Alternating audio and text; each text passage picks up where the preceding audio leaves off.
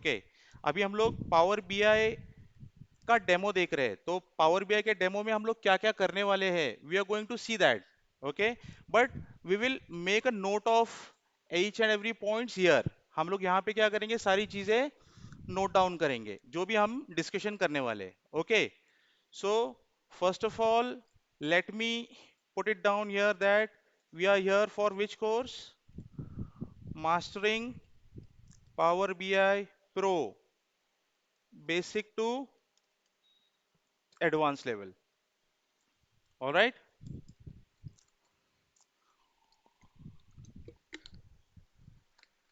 excuse me.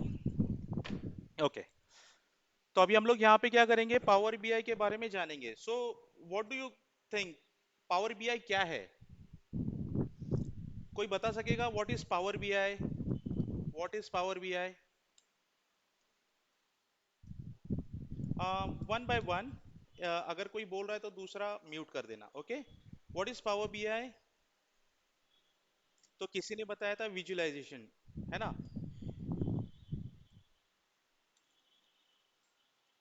Visualising tool, ऐसा आप बोल रहे हो ना? ठीक है। Any other thoughts on this? What is power BI? It it can be anything, I mean आप आपके माइंड में जो भी है आप बोल दो। ऐसा यहाँ पे कुछ राइट और रॉन्ग नहीं है। हमको सिर्फ क्या है, we want to discuss about this, and this is going to be interactive session. Okay, so whatever we are discussing we will note it down here. और आप बिंदास बोलना, मतलब ऐसा मत सोचना कि राइट होगा या रॉन्ग होगा।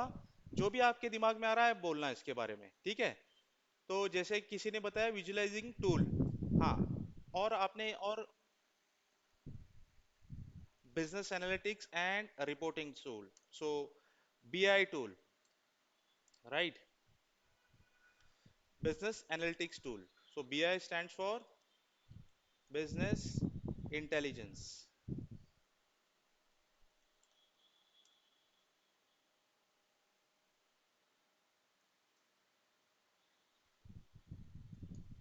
Correct. What else? Reporting tool, or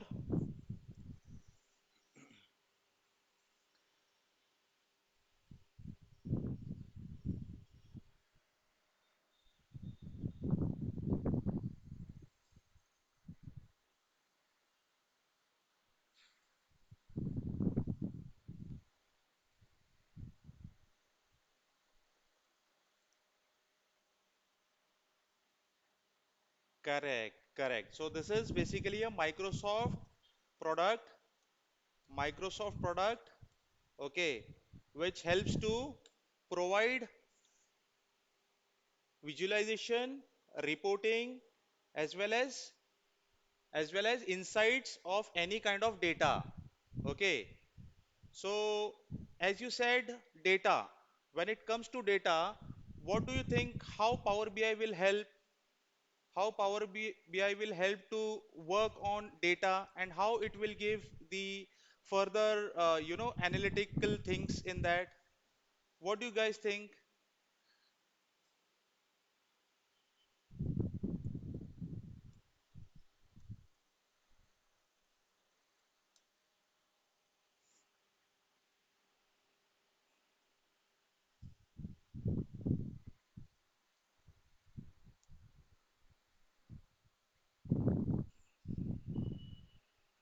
Okay, so raw data into presentable data,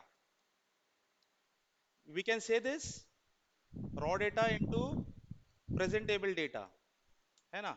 ऐसा बोल सकते हैं ना हम लोग? Correct, very well said, very well said. तो raw data means, what do you think, raw data क्या होता है?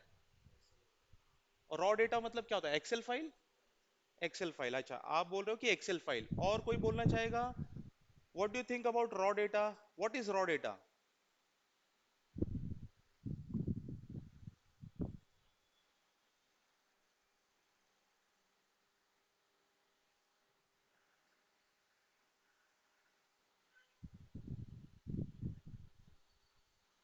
Correct, correct, so raw data means anything which is in raw format, and it can come in any source. So it will come whether in Excel, whether in CSV format, from SQL server, right? From anywhere it can come. It will come from multiple sources. हम लोग बोल नहीं सकते ना कि raw data कहाँ से आएगा.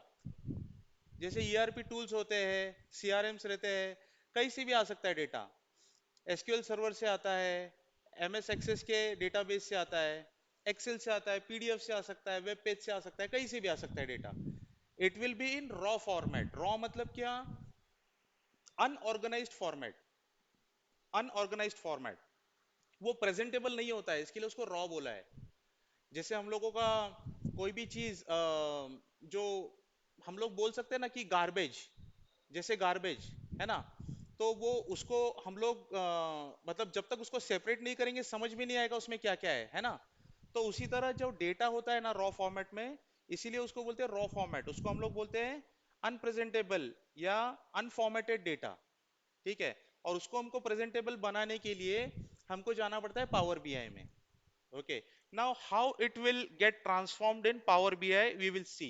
But before that, as you rightly said, raw data into presentable data.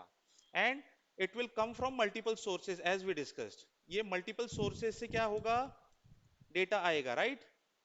Multiple sources से आएगा data. हम लोग यहाँ पे डाल देते हैं multiple data sources. लेकिन जब मल्टीपल सोर्सेज से डेटा आएगा और वो जब रॉ फॉर्म में रहेगा, तो उसको प्रेजेंटेबल बनाने के लिए क्या क्या करना पड़ता है in general. If you guys are already working on Excel, you must be knowing. आप लोगों को पता रहेगा कि हम लोगों के पास जब रॉ डेटा आता है तो हमको उसके ऊपर क्या क्या एक्टिविटीज परफॉर्म करने पड़ते हैं, क्या क्या चैलेंजेस आते हैं हमको, है ना. तो हम लोग जब रॉ डेटा आता है तो हम लोगों को उसके अंदर क्या क्या दिक्कत आती है या क्या क्या चैलेंजेस आते हैं उसको क्लीन करने के लिए. ट्रिम करना पड़ेगा जैसे, राइट. Trim the data. और consolidation. Consolidation, let's say consolidation तो होगा क्या? कंसोलिडेशन में अलग अलग सोर्सेज से अलग अलग फाइल्स आ रही है और आपको मर्ज करके एक एक फाइनल आउटपुट का डेटा बनाना है. अब हो सकता है एक पेरोल टीम से डेटा आ जाए और एक एम्प्लॉय के डेटाबेस से एक डेटा आ जाए. अब उससे आपको कुछ आउटपुट निकालना है तो आपको दोनों को कंसोलिडेट करना पड़ेगा. देन राइटली सेड, और क्या बताया आपने? गो. हाँ, गो वन बाय, हाँ, वन बाय वन जाना. तो कैसे फिर यहाँ पे हमको नोट डाउन करने में आसानी होगी ना. ब्लैंक रोज, करेक्ट. ब्लैंक डेटा आ सकता है, ब्लैंक रोज वाला. और नल वैल्यूज आ सकते हैं, है ना. नल वैल्यूज भी आ सकते हैं ना. कुछ डेटा रहेगा और कुछ डेटा रहेगा ही नहीं. मतलब मान लो आपके 10 कॉलम है, 10 कॉलम में 10 कॉलम का पूरा डेटा अवेलेबल तो होता नहीं है. अगर कहीं पे फर्स्ट नेम है तो कोई लास्ट नेम डालना प्रीफर नहीं करता, या अगर फर्स्ट नेम लास्ट नेम डाल दिया तो मिडिल नेम डालना प्रीफर नहीं करता, है ना.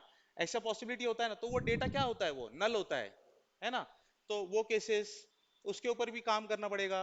और हाँ, ये हमने डाल दिया यहाँ पे consolidation, formatting, correct. Formatting data, sorting करना, करेक्ट. सॉर्टिंग मतलब ये पूरा फॉर्मेटिंग में आ जाएगा. What else? डुप्लीकेशन. होता है डुप्लीकेट डेटा. आप जब डेटा पे काम करते हो तो डुप्लीकेशन होता है. Then duplication, we will add duplication here. What else? और किसी ने ऐसा देखा है क्या कि जब डेट एंटर करते हैं, डेट, तो कभी कभी डेट जो है ना टेक्स्ट फॉर्मेट में एंटर कर देते हैं. ये किसी ने नोटिस किया है? तो जब आप डेट फॉर्मेट का देखते हो रॉ डेटा में, तो कुछ डेट जो है, कुछ डेट वो कैसे दिखते हैं? डेट फॉर्मेट में दिखते हैं बराबर से. लेकिन कुछ डेट जो होते हैं वो टेक्स्ट फॉर्मेट में होते हैं. कैसे होते हैं? टेक्स्ट फॉर्मेट में. जैसे अगर मैं यहाँ पे अगर आपको बताऊं, कुछ डेट्स ऐसे आते हैं, लेट्स से 31 मार्च 2024. ठीक है. तो कुछ डेट्स ऐसे आते हैं अपने डेट फॉर्मेट में होते हैं जो, और कुछ कुछ डेट्स आते हैं ना वो कैसे आते हैं? कुछ लोग क्या करते हैं, ऐसा मैन्युअल एंटर करने के लिए जाते हैं, मैन्युअल. तो कुछ लोग डेट ऐसा इंसर्ट करते हैं कि 31 जैन 2024. तो ये क्या हो जाता है, कभी कभी टेक्स्ट में कन्वर्ट हो जाता है, तो ये फॉर्मेट मैच नहीं कर पाता. या कुछ डेट्स डेट फॉर्मेट में बताते हैं, कुछ डेट्स टेक्स्ट फॉर्मेट में बताते हैं। वो केसेस में भी हमको उसके ऊपर काम करके उसको क्लेंजिंग करना पड़ेगा ना, उसको एक प्रॉपर फॉर्मेट में लाना पड़ेगा। तो वो एक चीज होती है ना। जैसे कि हम लोग बोल सकते हैं इसको डेट फॉर्मेटिंग, देन डुप्लीकेशन हो गया, स्पेशल कैरेक्टर्स। स्पेशल कैरेक्टर्स, कभी कभी ऐसा होता है ना कि हमको स्पेशल कैरेक्टर्स रिमूव करने पड़ते हैं। हमारे पास ऐसे रिक्वायरमेंट्स भी आते हैं कि स्पेशल कैरेक्टर्स रिमूव कर दो। तो वैसा वाला हमको जब डेटा आउटपुट में भेजना है तो स्पेशल कैरेक्टर्स को रिमूव करके भेजना है हमको। ऐसे भी सिनेरियोज आते हैं। और क्या हो सकता है? स्लैश स्लैश आते हैं, करेक्ट, वो आ जाता है तो वो स्पेशल कैरेक्टर्स में आएगा। अभी देखो कभी कभी क्या होता है, जैसे अभी हमने एक एग्जांपल में क्या देखा, एक एम्प्लॉय टेबल है, एम्प्लॉय टेबल है, और एक है पेरोल वाला टेबल, पेरोल वाला टेबल एक है। ओके, तो ये दो टेबल से डेटा पुल करना है, ये दो टेबल से डेटा हमको क्या करना है, पुल करना है। अब जब ये दो टेबल से डेटा पुल करना है हमको, और एक फाइनल आउटपुट बना के लाना है यहाँ पे। ओके, यहाँ पे एक फाइनल आउटपुट हमको बना के लाना है, ठीक है। तो ये केस में क्या होगा, मान लो एम्प्लॉय टेबल आपका जो है, हाय अमर, गुड आफ्टरनून। तो एम्प्लॉय टेबल आपका जो है, मान लो इसमें कुछ कॉलम्स है, कुछ कॉलम्स है, तो उसमें कैसा है, यहाँ पे फर्स्ट नेम, मिडल नेम और लास्ट नेम। ओके, ऐसा है।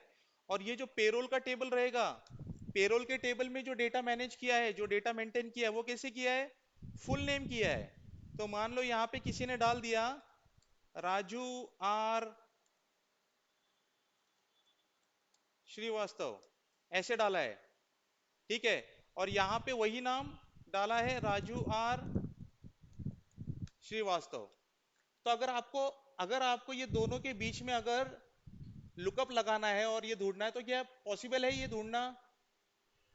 ये पॉसिबल नहीं है। या तो इसको आपको स्प्लिट करना पड़ेगा तीन कॉलम में, या तो इसको या तो इसको कॉन्केटनेट करना पड़ेगा, बराबर, या तो इसको टेक्स्ट ज्वाइन करना पड़ेगा, हमको कोई तो एक काम करना पड़ेगा। तो वो चीजें आती है। तो हम लोग यहाँ पे क्या डाल सकते हैं,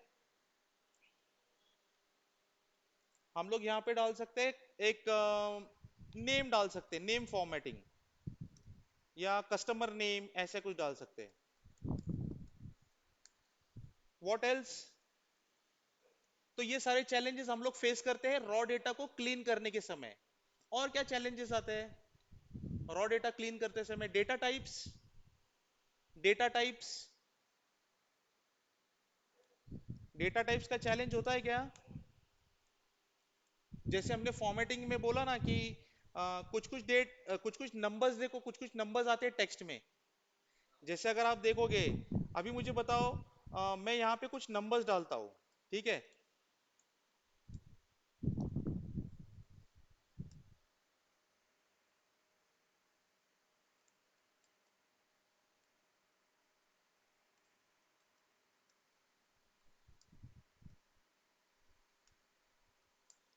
अभी मैंने यहाँ पे कुछ नंबर्स डाले, ये नंबर है या टेक्स्ट है?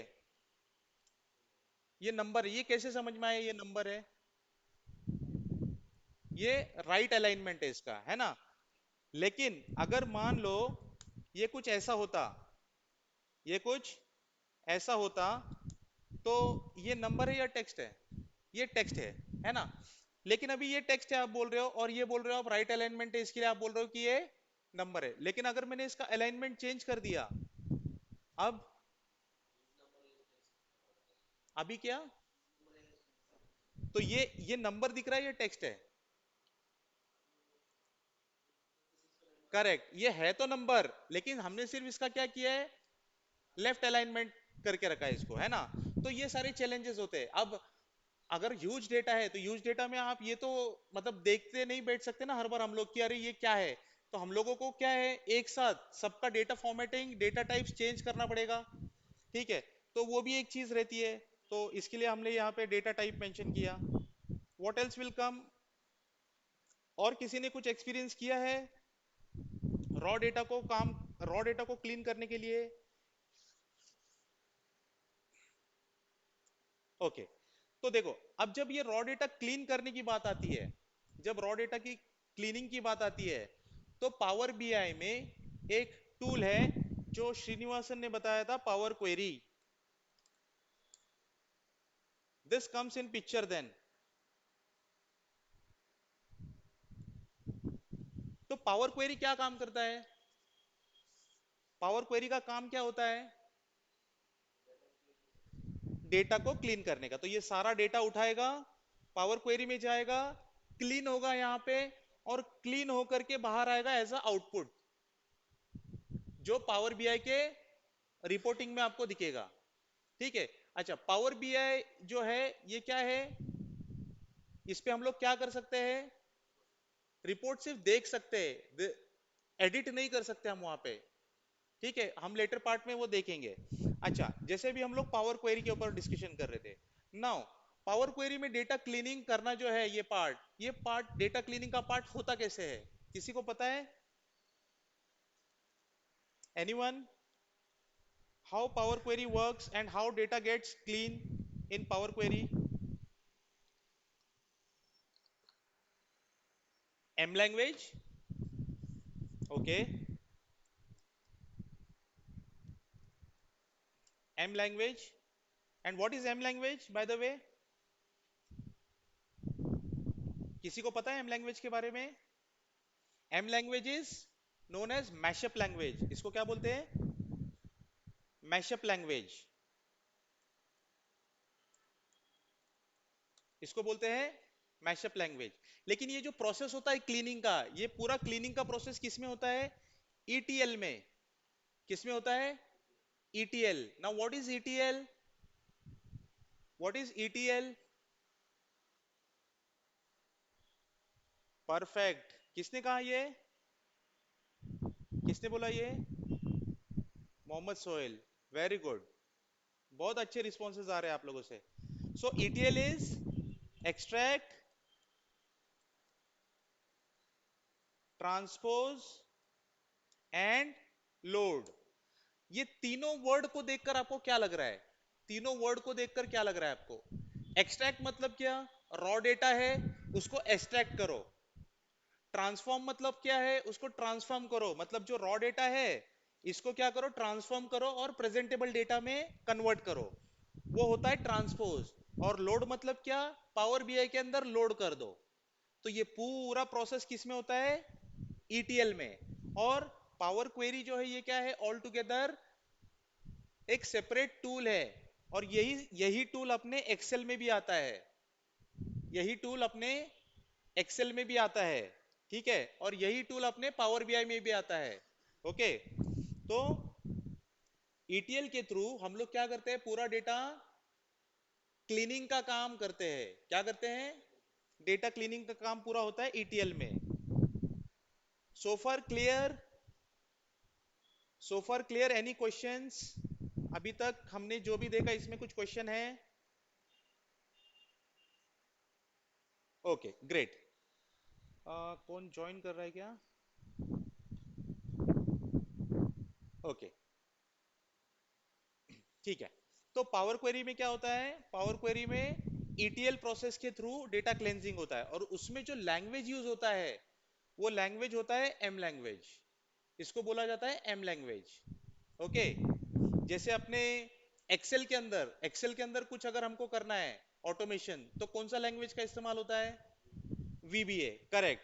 उसको हम लोग बोलते हैं विजुअल बेसिक एप्लीकेशन, है ना? वो वाला लैंग्वेज यूज होता है. वैसे ही पावर क्वेरी के अंदर जो लैंग्वेज का इस्तेमाल होता है उसको बोलते हैं एम लैंग्वेज, मैशअप लैंग्वेज बोलते हैं उसको. ठीक है. अच्छा, अभी जैसे हम लोग पावर क्वेरी के ऊपर डिस्कशन कर रहे हैं, तो आप में से कितने लोगों को पता है पावर प्लेटफॉर्म के बारे में? पावर प्लेटफॉर्म, किसी ने सुना है पावर प्लेटफॉर्म के बारे में? पावर प्लेटफॉर्म क्या होता है?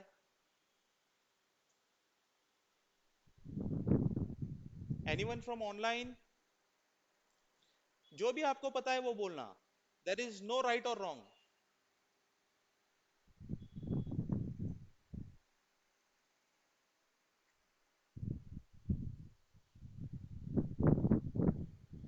ओके, तो चलो मैं बता देता हूं. पावर प्लेटफॉर्म क्या है? माइक्रोसॉफ्ट ने एक प्लेटफॉर्म बना के रखा है। माइक्रोसॉफ्ट ने क्या किया है? एक प्लेटफॉर्म बनाया है जिसमें क्या क्या चीजें आती है। जैसे आप देखोगे तो power BI, power query, power pivot, तो जिसके भी आगे पावर लगता है माइक्रोसॉफ्ट में, ये सारे किस में आते हैं? पावर प्लेटफॉर्म में। और अपने इस ग्रुप में किसी ने बताया था वो पावर एप्स के ऊपर काम करते हैं, राइट? तो पावर एप्स भी क्या है? ये पावर प्लेटफॉर्म का एक पार्ट है। वैसे ही और एक इसमें क्या चीज आती है? Power automate. क्या आता है? Power automate. किसी ने सुना है पावर ऑटोमेट के बारे में? पावर एप्स के बारे में? अच्छा, तो हम लोग इसको ज्यादा तो नहीं, लेकिन छोटे छोटे इसके अंदर हम लोग अंडरस्टैंड करेंगे कि एक्चुअली ये क्या होता है। ठीक है? जैसे हमने पावर बीआई देखा, पावर क्वेरी देखा, पावर पिवट देखा, पावर एप्स, पावर ऑटोमेट देखा, और एक चीज आती है इसमें, पावर वर्चुअल एजेंट। क्या होता है? Power virtual agent. तो इसको मैं कट करके यहां पे लेता हूं और इसको ऊपर लेता हूं, क्योंकि ये पावर वर्चुअल एजेंट जो है, पावर वर्चुअल एजेंट, ये पावर एप्स का ही एक पार्ट है। ओके, और ये काम क्या क्या करते हैं हम लोग थोड़ा सा इसको देख लेते हैं डिटेल में। अच्छा, तो पावर बीआई का जैसा काम क्या है? It works only for reporting purpose, है ना? ईटीएल होता है, रिपोर्टिंग हम लोग यहां से कर सकते हैं। ये सारी काम कहां पे होते हैं? पावर बीआई में। पावर क्वेरी क्या है? ईटीएल टूल है। ठीक है? Power pivot, this is an extension for Excel. ये एक्सेल का एक क्या है? एक्सटेंशन है। पावर आप लोगों ने पिवट टेबल इस्तेमाल किया है? पिवट टेबल, तो ये पिवट टेबल जैसा ही काम करता है, लेकिन पिवट टेबल का एक एडवांस वर्जन है। हम लोग बोल सकते हैं पिवट टेबल का एडवांस वर्जन है। ठीक है? उसके बाद फिर पावर एप्स में क्या है? ये आप लोग जो मोबाइल एप्स यूज करते हैं, मोबाइल एप्स, तो जो भी मोबाइल एप्स है ये कहाँ पे बनते हैं? ये बनते हैं पावर एप्स में। ओके, और पावर एप्स के ऊपर जो भी ऐप बनते हैं, ये आप एज अ वेब पेज भी यूज कर सकते हो, मोबाइल पे भी यूज कर सकते हो, मोबाइल एप्लीकेशन बोल के भी यूज कर सकते हो, टैबलेट पे भी यूज कर सकते हो।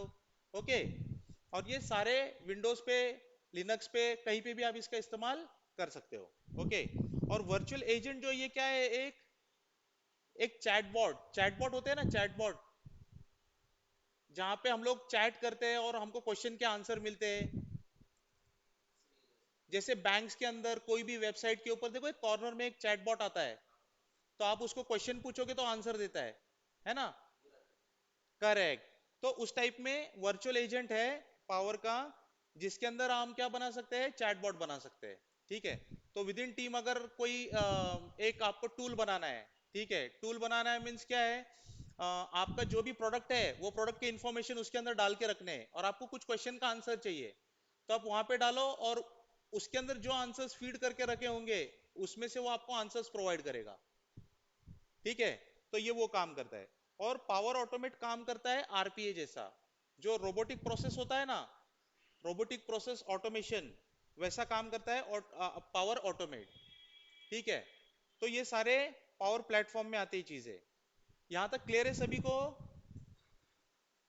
Any questions in this? Okay, now will move further and will see what exactly power BI is. अब पावर बीआई में क्या क्या होगा हम लोग वो देखेंगे। So let me put it here, power BI. अच्छा, तो पावर बीआई में क्या क्या होता है हमने यहाँ पे मेंशन किया था। रिपोर्टिंग होता है ना? रिपोर्टिंग होता है, और क्या कर सकते हैं हम लोग पावर बीआई में? डैशबोर्ड्स बना सकते हैं, है ना? डैशबोर्ड बना सकते हैं। और क्या है? पावर बीआई काम कैसे करता है फिर? पावर बीआई में क्या क्या आता है? कौन से ये यूज करने मिलते हैं हमको पावर बीआई में? तो पावर बीआई में देखो, पावर बीआई में आता है सबसे पहले power BI desktop. Power BI desktop, कितने लोगों ने सुना है पावर बीआई डेस्कटॉप के बारे में? Power BI desktop, power BI desktop एक एप्लीकेशन है जो हम लोग डेस्कटॉप के ऊपर इसको काम कर सकते हैं। जो, एक मिनट, जो एक फ्री ऐप है।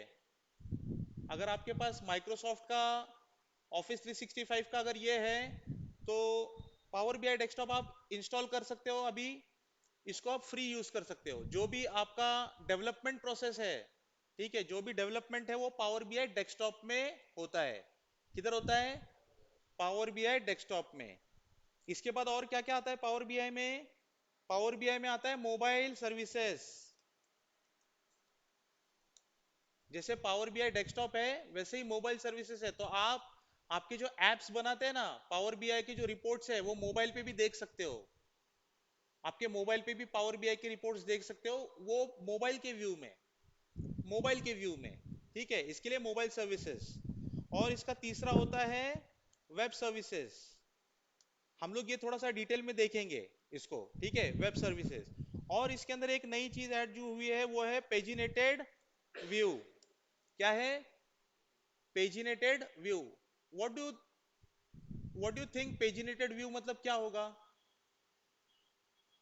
अभी देखो आजकल क्या होता है कि अपने कंपनीज में जो है ना रूम बुक करना पड़ता है प्रोजेक्टर के लिए, कहीं पे अगर आपको जाके प्रेजेंट करना है तो। लेकिन कई बार ऐसा होता है रूम्स की अवेलेबिलिटी नहीं है फॉर एग्जांपल। तो बहुत से लोग क्या करते हैं, प्रिंट आउट निकालते हैं और टेबल के ऊपर बैठ के डिस्कशन भी कर लेते हैं। या अगर आपने यहाँ पे प्रोजेक्टर स्टार्ट भी किया है, प्रेजेंट भी कर रहे हो आप, तो भी क्या होता है कि आपके मैनेजर्स को एक एक प्रिंट देना पड़ता है just to cross check that. और वो वहां पे उनके नोट्स बनाते हैं फॉर एग्जाम्पल, ठीक है। तो आपको क्या करना पड़ता है, प्रिंट निकालना पड़ता है। तो ये जो पेजिनेटेड व्यू होता है ना, इसमें क्या कर सकते हैं, जो भी रिपोर्ट हम बना रहे हैं ना, उसको हम वो पेजिनेटेड व्यू में बना सकते हैं, ताकि आप इसका क्या कर सको, प्रिंट निकाल सको पेज फॉर्म में। A4 साइज में आपका वो बैठेगा रिपोर्ट, ठीक है। इस तरीके से आप ये व्यू के अंदर उसको बना करके प्रिंट निकाल सकते हो, इसीलिए पेजिनेटेड व्यू इसको बोला गया है। ओके, यहां तक क्लियर है सभी को? ओके। अभी पावर बीआई के अंदर जब रिपोर्टिंग होगा तो हमने देखा कि raw data multiple data sources से आएगा। Excuse me. डेटा कैसे आएगा? मल्टीपल डेटा सोर्सेस रहेंगे। तो वो डेटा डेटा सोर्सेस क्या क्या हो सकते हैं? मल्टीपल डेटा सोर्सेस क्या क्या हो सकते हैं? It should come from Excel और पीडीएफ, पीडीएफ और टेक्स्ट से आएगा, बराबर, और टेक्स्ट फॉर्मेट से आएगा। What else? एसक्यूएल सर्वर से, MS Access, correct, MS Access और SharePoint. Okay, share point.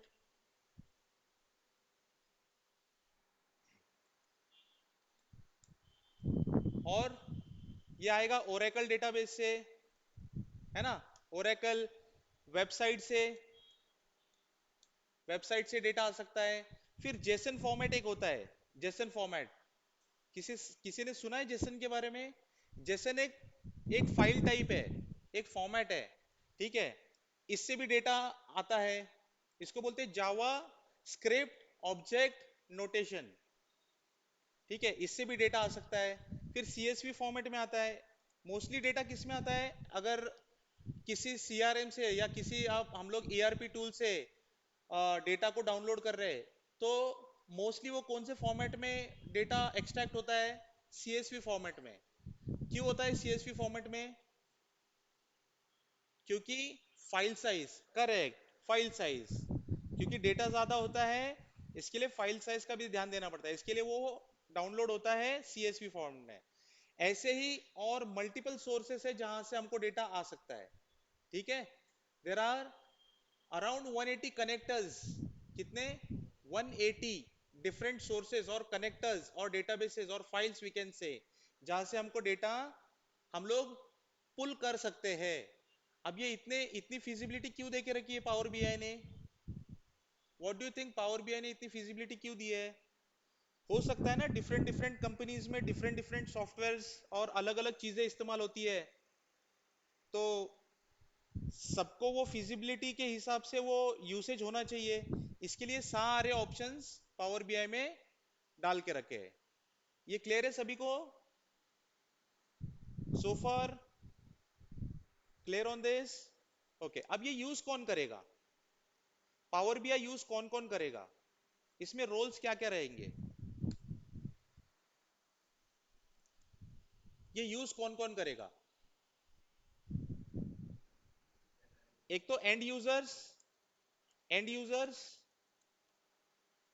यानी जो डायरेक्टर लेवल पे, मैनेजर लेवल पे जो लोग हैं, जो सिर्फ देख रहे हैं रिपोर्ट, जो सिर्फ क्या कर रहे हैं, रिपोर्ट देख रहे हैं, प्रेजेंट कर रहे हैं, और उसको मतलब उसके अंदर से जो भी उनको डिसीजन मेकिंग करना है वो डिसीजन मेकिंग कर रहे हैं, बराबर। उनको उसके अलावा कुछ भी नहीं मालूम, उसके अलावा उसको उनको कुछ भी नहीं मालूम। और दूसरा रोल क्या रहेगा इसका? दूसरा रोल रहेगा इसका डेवलपर का। किसका रहेगा? डेवलपर का, जो कि हम लोग सीखने वाले हैं अभी, है ना। तो हम लोग क्या करने वाले हैं, रॉ डेटा से लेकर एंड यूजर को रिपोर्ट बनने तक का पूरा जो प्रोसेस है बीच में का, ये पूरा प्रोसेस हम करने वाले हैं। अब ये प्रोसेस के अंदर क्या क्या चीजें होंगी हम लोग थोड़ा सा इसके बाद डिटेल में देखेंगे, लेकिन हम लोग क्या सीखने वाले हैं, हम लोग डेवलपर का रोल सीखने वाले हैं। अगर आप किसी कंपनी में मैनेजर हो, तो आपको अगर पावर बीआई नहीं आ रहा है, तो आप क्या करोगे? किसी पावर बीआई के बंदे को बोलोगे, आपके रिक्वायरमेंट्स दोगे, and then you will get the data और रिपोर्ट डन, राइट। लेकिन मान लो अगर आपको पावर बीआई आता है, तो आप क्या करोगे? अब मैं कहां डिपेंडेंसी क्रिएट करके बैठूं? मैं उसको बताऊंगा, फिर वो क्रिएट करेगा, and then further I will do more investigation in that. फिर आपके भी उसके अंदर कुछ पॉइंट्स ऐड करने होंगे, रिव्यू करना पड़ेगा डेटा को, फिर प्रेजेंट करना पड़ेगा, है ना। तो उसके अंदर तो काफी टाइम जाएगा। रादर देन डूइंग दैट, अगर आपको पावर बीआई आ रहा है एज ए एंड यूजर आपको भी पावर बीआई आ रहा है, तो आप क्या कर सकोगे? जो भी डेटा रहेगा उसको आप पावर क्वेरी में डालो, ईटीएल प्रोसेस करो, लोड करो, और उसके अंदर से जो इनसाइट्स निकालने, जो आउटपुट निकालना है निकाल लो। तो आपका डिपेंडेंसी क्या हो जाएगा? खत्म हो जाएगा, and you can do it by your own self, है ना। आप खुद से कर सकते हो। तो ये दो रोल आते हैं इसमें, ठीक है। अच्छा, यहां तक सभी को क्लियर है? Okay.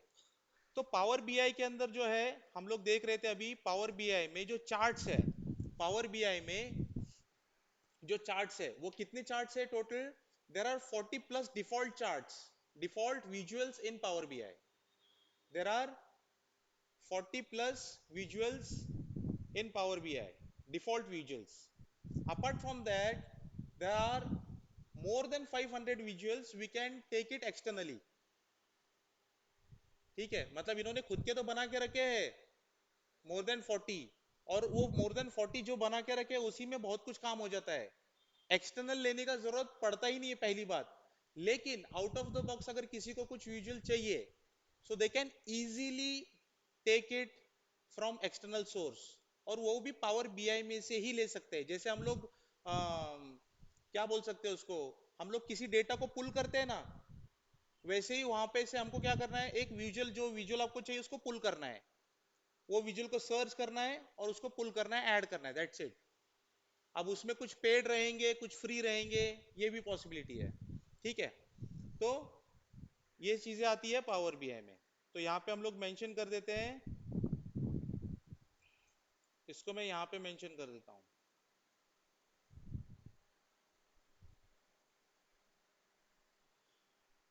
40 plus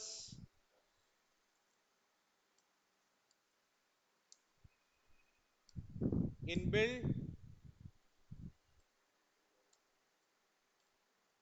visualisation and 500 plus advanced visualization visuals, we can say visuals, okay, what else? okay, अब जैसे हम लोग ये यहाँ पे एक चीज देख रहे थे ना, जो ईटीएल प्रोसेस वाली, पावर क्वेरी वाली, जैसे पावर क्वेरी के अंदर ये ईटीएल है, वैसे ही पावर बीआई के अंदर क्या होता है? डैक्स होता है। क्या होता है? डैक्स होता है। किसी ने सुना है डैक्स के बारे में? व्हाट इज डैक्स? डैक्स क्या होता है? डैक्स इज अ लैंग्वेज। ओके, तो हम लोग इसको बोलते हैं डेटा एनालिसिस एक्सप्रेशन।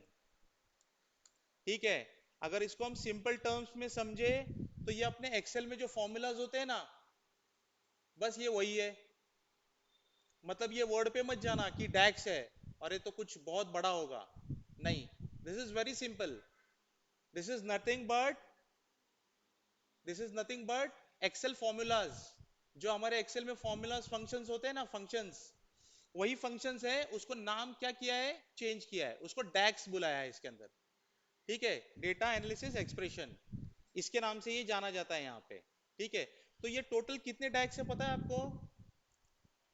ये टोटल अपने पावर बीआई में अराउंड 400 डैक्स है, लेकिन उतने यूजफुल नहीं होते हैं। अभी जैसे एक्सेल में भी बहुत सारे फंक्शंस है, लेकिन अगर आप डे टू डे लाइफ में अगर देखोगे तो हार्डली आप कितने यूज करते हो? 40-50 फंक्शंस आप यूज करते हो, और वही चलता है सब जगह, है ना। लेकिन इन्होंने बना के रखे हैं डिफरेंट डोमेन के लिए, डिफरेंट फंक्शंस बना के रखे हैं। लेकिन जो यूजफुल है, मोस्ट यूजफुल है, जो अपने इंडस्ट्री के अंदर अभी ज्यादा चलते हैं, वो हार्डली 40-50 डैक्स होते हैं। ठीक है, तो उस तरीके से ये काम करते हैं। ठीक है, तो कनेक्टर्स का हमने देख लिया, और ईटीएल प्रोसेस हमने देख लिया, फिर डेटा क्लेंजिंग वाला देखा। ओके, ठीक है, what else in this? Mashup language का भी हमने देखा। तो हम लोग डिस्कशन कर रहे थे डैक्स का, है ना, डैक्स का। तो जैसे मैंने आपको बताया डैक्स, तो जो स्टैंडर्ड डैक्स है जो हम लोग सीखने वाले हैं, जो रेगुलरली यूज होते हैं, जो रेगुलरली यूज होते हैं, वो कुछ इस तरीके से है। कैलकुलेट। ठीक है, मैं कुछ डैक्स के नाम यहाँ पे डालता हूँ ताकि आपको बस एक आइडिया आ जाए कि डैक्स होता क्या है। ठीक है, तो इसके अंदर एक स्विच करके एक डैक्स है, स्विच, देन कैलेंडर, कैलेंडर, उसके बाद काउंट रोज, फिर उसके बाद फॉर्मेट। ऐसे कुछ डैक्स फंक्शंस है जो बहुत कॉमनली यूज्ड डैक्स है। ओके, सिलेक्टेड वैल्यू, फिर उसके बाद फिल्टर, फिर फिल्टर ऑल, ऐसे कुछ डैक्स फंक्शंस अपने पास अवेलेबल है। ठीक है, कीप फिल्टर, तो ऐसे बहुत से डैक्स फंक्शंस है। तकरीबन 40 से 50 डैक्स फंक्शंस ऐसे हैं जो कॉमनली यूज्ड है, जो कि हम लोग अपने ये कोर्स में सीखने वाले हैं। Okay, any questions in this friends? Any questions in this? Okay, तो this is all about power BI. अभी हम लोग फिर क्लास डिटेल्स, या if you have any question in this you can ask me.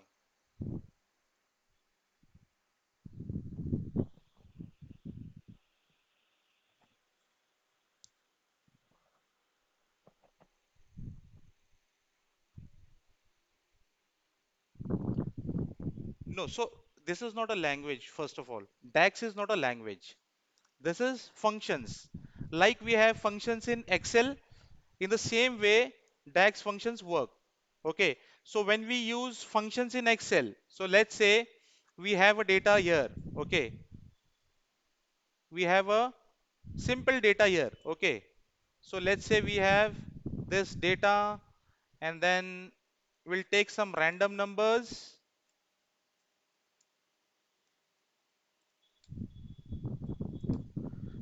Okay, now if I want to sum up this, what function I will put? Sum, right? Sum. So this is function. In the same way, when you put a function, it asks for it asks for ये क्या पूछता है? इसका number 1 पूछ रहा है अभी, इसको बोलते हैं सिंटेक्स। इसके सिंटेक्स को पूछता है ना।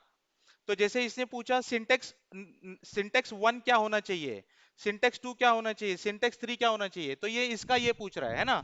वैसे ही जो भी फंक्शन आप डालोगे, जैसे मान लो आप ये फंक्शन डाल रहे हो वी लुकअप, तो यहाँ पे जैसे आप वी लुकअप डालोगे तो ये मांगेगा आपको lookup value, table array, column index number, तो ये इसके सिंटेक्स है। वैसे ही डैक्स में जब आप काम करते हो और जैसे आप इज इक्वल टू डालोगे, यहाँ पे भी आपको डैक्स में भी आपको स्टार्ट करना पड़ेगा इज इक्वल टू से। इज इक्वल टू कैलकुलेट जैसे आप डालोगे, कैलकुलेट, और आप ओपन ब्रैकेट करोगे तो वो आगे उसके सिंटेक्स देगा कि उसमें क्या क्या चीजें चाहिए। Correct, so it works similarly like formulas, excel formulas. So nothing to do with advanced knowledge of anything, आपको पहले से कुछ पता होना चाहिए। हाँ, if you're working on excel, good। अगर आप फंक्शंस के ऊपर एक्सेल के काम करते हो, गुड, आपके लिए बहुत इजी जाएगा सीखने के लिए। ठीक है, लेकिन अगर आप एक्सेल के फंक्शंस के ऊपर काम नहीं करते हो, ठीक है, तो आपके पास एक तरीका है इसको सीखने के लिए, क्या, आपको प्रैक्टिस बहुत अच्छी करनी पड़ेगी, है ना। मतलब जो भी हम यहाँ पे सीख रहे हैं इसको आपको अच्छे से प्रैक्टिस करना पड़ेगा, इसको अच्छे से समझना पड़ेगा और उसको प्रैक्टिस में लाना पड़ेगा। जैसे let's say if you are learning any example here, try to utilize that example immediately on your office data, या कोई भी आपका जो पर्सनल ऑफिस का जो भी काम रहेगा आपका, उसमें उसको यूटिलाइज करो, ताकि क्या होगा, ये आपके यूज में आएगा। बोलते हैं ना, हम कुछ भी चीज सीखते हैं या कुछ भी चीज सीखते हैं और उसको अगर हम लोग टच में रहेंगे तो ही वो नॉलेज हम लोग कंटिन्यू कर सकते हैं। अगर आपने कुछ टाइम तक उसको यूज ही नहीं किया तो क्या होगा, है ना, भूल जाएंगे सब। तो वैसा है। तो अगर आपको एक्सेल के फंक्शंस अगर पता है तो it will be easier for you to understand, otherwise also it is very easy to learn, so don't worry about that, okay, all right. Any other questions, any other questions here? Okay,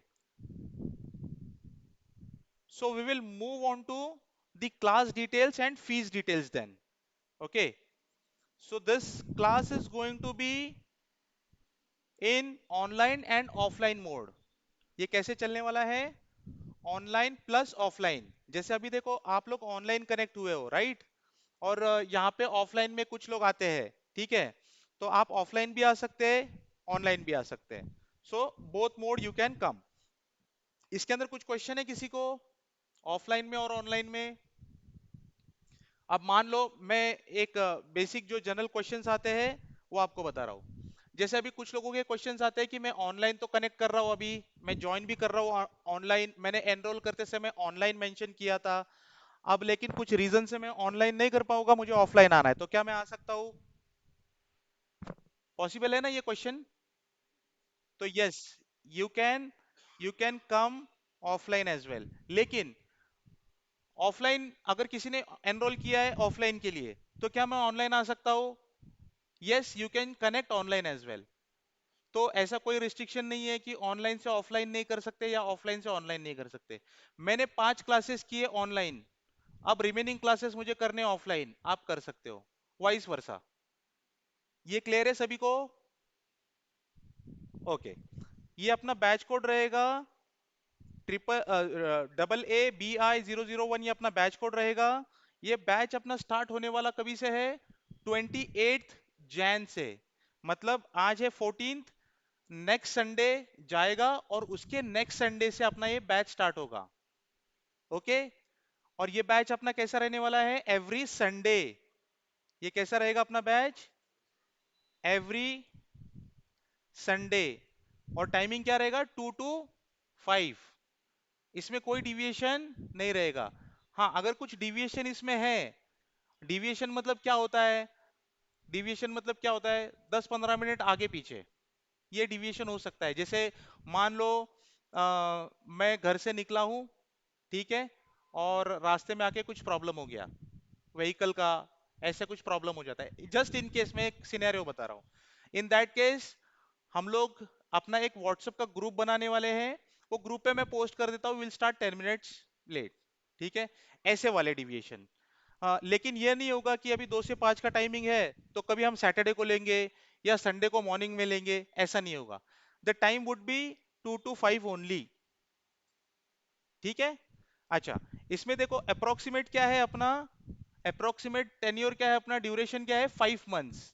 अब मैं देखो यहाँ पे approximate क्यों use कर रहा हूं, ये 5 मंथ्स के आगे भी जा सकता है, पीछे नहीं आ सकता। पीछे नहीं आ सकता, पीछे क्यों नहीं आ सकता, क्योंकि सिलेबस हमारा 5 महीने का है और ये आगे ही जा सकता है। अब आगे क्यों जा सकता है, देखो अपने वीकेंड के ऊपर ज्यादा करके छुट्टियां आती है क्या, नहीं आती। लेकिन अगर वीकेंड पे छुट्टी आ गई, छुट्टी मतलब फेस्टिवल, फेस्टिवल ऐसा कोई फेस्टिवल है कि वहां पे हम लोग मतलब बिना छुट्टी के रह ही नहीं सकते होता है ना ऐसा। भाई कुछ कुछ फेस्टिवल्स ऐसे हैं इंडिया में कि भाई छुट्टी तो चाहिए, है ना। इन दैट केस अगर अपनी छुट्टी हो जाती है तो क्या होगा अपना, आगे 1 वीक के लिए पोस्टपोन्ड हो जाएगा, 2 वीक के लिए पोस्टपोन्ड हो जाएगा, जो भी हॉलीडेज आएंगे अपने ड्यूरिंग संडेज, तो उतना पोस्टपोन्ड हो जाएगा। दूसरी चीज, पोस्टपोन होने का दूसरा रीजन, अब अपने क्लास में हर एक टाइप के लोग आते हैं, है ना। अब बोल तो नहीं सकते कि एक्सपर्ट लेवल के ही लोग रहेंगे, मैंने एक टाइमिंग में बता दिया और सबको आ गया, ऐसा पॉसिबल है क्या, नहीं। हो सकता है कोई इजीली ग्रास्प कर ले, किसी किसी को समझने में टाइम लगे, मुझे उसको 1 बार 2 बार 3 बार बताना पड़े, है ना, ये पॉसिबिलिटी हो सकती है। तो मान लो अगर मुझे कवर अप करने हैं एक दिन में 5 एग्जाम्पल, ओके 5 एग्जाम्पल मुझे कवर करने हैं, लेकिन किसी के कुछ क्वेश्चंस की वजह से, क्वेरीज की वजह से हम लोग 5 एग्जाम्पल कवर नहीं कर पाए, हमने सिर्फ 2 ही एग्जाम्पल कवर किए या 3 ही एग्जाम्पल कवर किए, तो 2 एग्जाम्पल डेफिसिट में चलेंगे हम, है ना। तो ये यही रीजन होता है कि अपना क्लास का जो ड्यूरेशन है वो थोड़ा सा आगे बढ़ जाता है। ये क्लियर है सभी को, ओके। जैसे ही अपना ये अभी एनरोलमेंट स्टार्ट होगा, ओके, तो हम लोग क्या करते हैं, एक व्हाट्सएप का ग्रुप क्रिएट करते हैं अपने अभी ये बैच में कोई है ऐसा जो अपने एक्स स्टूडेंट है, एक्स स्टूडेंट है कोई ऐसा है, एएफसी के मनप्रीत, यस मनप्रीत, तो Manpreet is aware about this. तो हम लोगों का क्या है, एक व्हाट्सएप ग्रुप बनता है, जैसे एनरोलमेंट होता है आपको वो ग्रुप में ऐड कर दिया जाता है। जैसे आप वो ग्रुप में ऐड हो जाओगे तो वो ग्रुप से आपको क्या मिलेगा, मैसेजेस मिलेंगे, कम्युनिकेशन रहेंगे, जो भी क्लास से रिलेटेड वो उसके ऊपर आएंगे। What else we can do on that group, हम और क्या कर सकते हैं वो ग्रुप का यूज,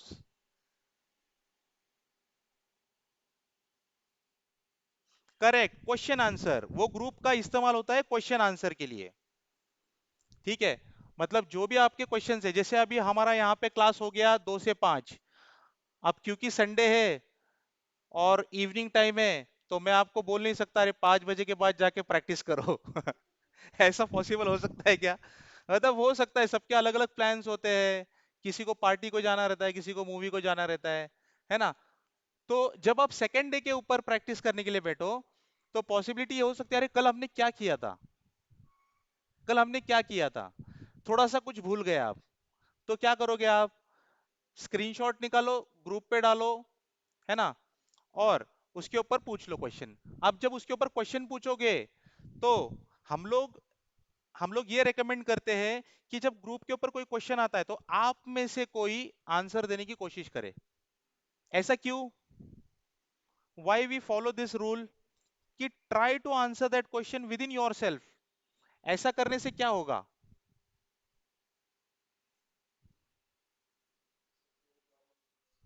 करेक्ट, नॉलेज शेयरिंग, है ना, नॉलेज शेयरिंग होगा। दूसरी चीज क्या होगी, जब क्वेश्चन आएगा और अगर आप उसको एज ए चैलेंज लोगे, अगर आपको पता है इजीली और आप आंसर कर रहे हो तो नथिंग लाइक इट, ठीक है।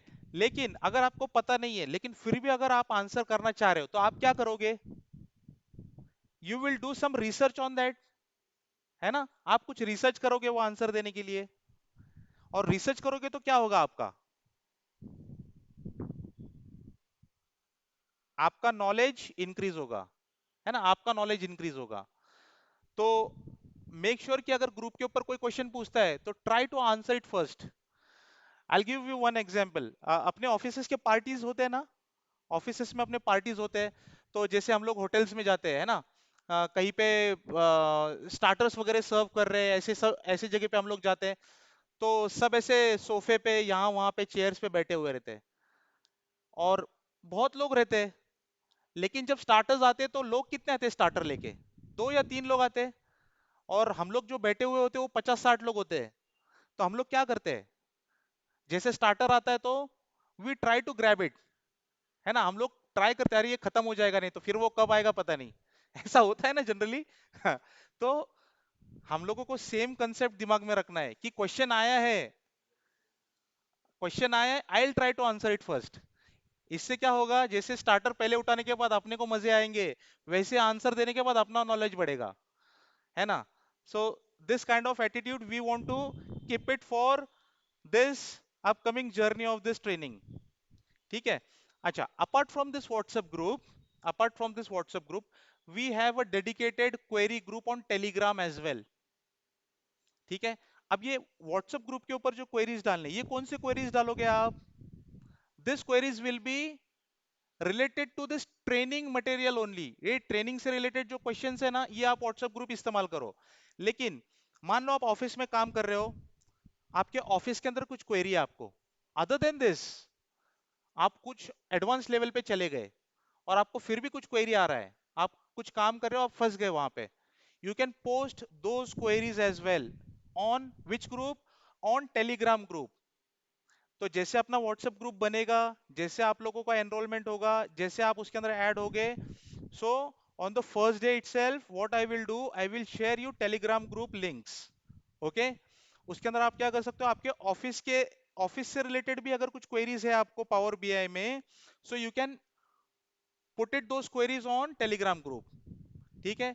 अब टेलीग्राम ग्रुप पे क्या है, हमारे एक्सपर्ट्स है वहां पे जो इसका आंसर करते हैं।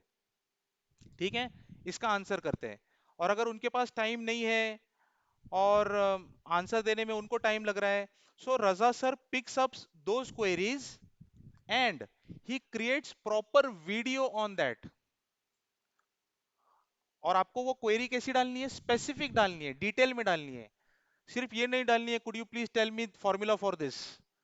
मतलब आपको स्पेसिफाई करना पड़ेगा कि आप क्या काम करना चाह रहे हो, आपका रिक्वायरमेंट क्या है। सामने वाले को देखो, जब तक आप रिक्वायरमेंट आपका क्लियर नहीं दोगे समझ में आएगा।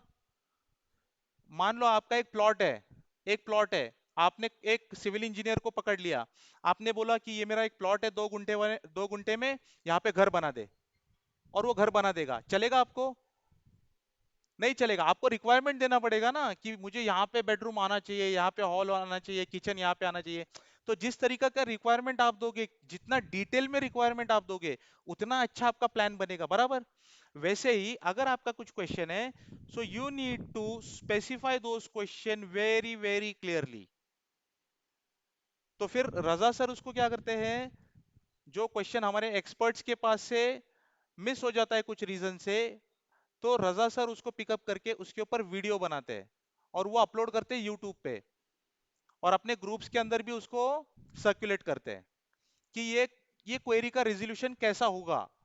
प्रॉपर वीडियो के जरिए उसको हम लोग उसको सेंड करते हैं यूट्यूब के ऊपर। ठीक है, ये क्लियर है सभी को? Okay. Other than the query group we have job forum as well on Telegram. Telegram पे अपना जॉब फोरम भी है, जहां पे मल्टीपल डोमेन के लोग हैं। Apart from operations we have HRs, resume writers, बहुत लोग हैं वहां पे। ठीक है। तो जो भी जॉब ओपनिंग्स आते हैं वहां पे, सारे के सारे जॉब ओपनिंग्स आते हैं, जो कोई अगर फ्रेशर है या कोई अगर चेंज चाह रहा है, ठीक है, तो सारे अपॉर्चुनिटीज क्या होते हैं वहां पे आते हैं। जैसे अपने फ्रेंड सर्कल्स में होता है ना, एक जॉब का ग्रुप बना देते हैं हम लोग, या अपने ऑफिस के अंदर अगर अपने 10-12 लोगों का टीम है, तो एक ग्रुप बनता है अपना व्हाट्सएप का टीम के नाम से, जिसमें मैनेजर होते हैं, है ना। लेकिन उसके अलावा एक सेपरेट ग्रुप भी बनता है जिसमें कौन नहीं रहता है, सिर्फ सिर्फ मैनेजर नहीं रहता है ना। तो वो जो ग्रुप होता है उसमें हम लोग क्या करते हैं, जॉब्स के रिक्वायरमेंट डालते हैं ना, अरे ये जॉब है यहाँ पे, वो जॉब है यहाँ पे, है ना। तो वैसा वाला एक अपना जॉब का फोरम है टेलीग्राम पे। तो जो भी जॉब से रिलेटेड ये होते हैं वहां पे जॉब्स के ओपनिंग्स जो भी है वहां पे आते हैं डिटेल में। ठीक है। So you can grab new opportunities from there, वो भी होता है। ठीक है। तो टेलीग्राम ग्रुप के बारे में मैंने बता दिया। ओके। सो फार यहां तक क्लियर है ये आपको, अबाउट टाइमिंग्स, डिटेल्स अपना कभी से स्टार्ट होगा, वीकेंड बैच, ये सारी क्लियर है चीजें? Okay, now apart from this will go on to fee details. तो फीस अपने ये कोर्स का रहेगा कितना? 16,000। कितना है? 16,000। अब इसके अंदर दो दो चीजें की है हमने, ठीक है? We have given two options. One is either you can make a single payment, so you will get 10% discount in that, अगर आप सिंगल पेमेंट कर रहे हो तो। ये एक फर्स्ट ऑप्शन है। सेकंड ऑप्शन है, you will get installments, you will get 4 installments in this. कितने इंस्टॉलमेंट्स मिलेंगे? 4 इंस्टॉलमेंट्स। अब ये 4 इंस्टॉलमेंट्स पे कैसे करने हैं और ये सिंगल इंस्टॉलमेंट पे कैसे करना है वो मैं बताता हूँ। अब आज डेट है 14th। अब ये कमिंग संडे, जो कमिंग संडे रहेगा अपना, तभी तक आपको एनरोलमेंट प्रोसेस कंप्लीट करना है, ठीक है? अगर कोई संडे तक एनरोलमेंट प्रोसेस कंप्लीट नहीं कर सका तो उसके लिए सिंगल पेमेंट वाला जो कंडीशन है ये नहीं एप्लीकेबल होगा। तो आने वाले संडे तक अगर आप एनरोल कर रहे हो, सो you will get 10% discount. Okay, ये क्लियर है सभी को? जो लोग इंस्टॉलमेंट्स अवेल करना चाह रहे हैं वो लोगों को क्या करना है? एनरोल करना है बाय दिस कमिंग संडे, ठीक है? अच्छा, मैं संडे बोल रहा हूं तो इसका मतलब ये नहीं है संडे तक एनरोल करो, आप नेक्स्ट संडे तक भी कर सकते हो। Yes Renuka, do you have any question?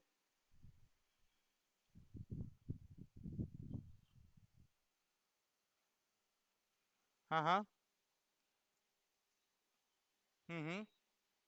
अच्छा, तो देखो अपना जो फीस है मैं बता रहा था 16,000 है। ओके, 16,000 अपना कोर्स का फीस है। अगर आपको सिंगल पेमेंट में करना है वन टाइम में तो आपको 10% का डिस्काउंट मिलेगा, ठीक है? लेकिन ये आपको कभी तक पे करना है? कमिंग संडे तक। कभी तक करना है? कमिंग संडे तक, विच इज 21st तक, ठीक है? क्योंकि अपना क्लास स्टार्ट कब से होने वाला है? 28 तक। अच्छा, अगर आपको इंस्टॉलमेंट लेना है, इंस्टॉलमेंट, तो आपको 4,000 पे करके एनरोल करना पड़ेगा अभी। उसके बाद आपको before 10th of every month, before 10th of every month remaining 3 installments आपको पे करने हैं। जैसे मान लो आज डेट है 14th, आपने ये पे कर दिया, ठीक है? आपने ये पे किया, लेट्स से 14 नहीं कंसीडर करते, 21 करते हैं, नेक्स्ट संडे तक का कंसीडर करते हैं। आपने यहाँ पे कर दिया, आपका फर्स्ट इंस्टॉलमेंट आ गया, ये हो गया आपका एनरोलमेंट। ओके, ये हो गया आपका एनरोलमेंट। इसके बाद आपका फर्स्ट सेकंड ईएमआई कब आएगा, सॉरी सेकंड इंस्टॉलमेंट कब आएगा? 10th फेब को, ठीक है? फिर 10th मार्च को, थर्ड, और फिर फोर्थ कब आएगा? 10th अप्रैल को, ठीक है? तो ये 10th का डेट दिया है। आप 10th के पहले, जैसे भी देखो मोस्टली सैलरीज होते हैं फर्स्ट को, तो बहुत लोग क्या करते हैं, फर्स्ट को जैसे सैलरी हो गया पे कर देते हैं, क्योंकि 10 तारीख तक वेट करना मतलब क्या होता है? सैलरी खत्म हो जाता है। बराबर। तो मतलब हर एक के अपने अपने चैलेंजेस। तो इस तरीके का ये फॉर्मेट है। अभी ये क्लियर है रेणुका आपको?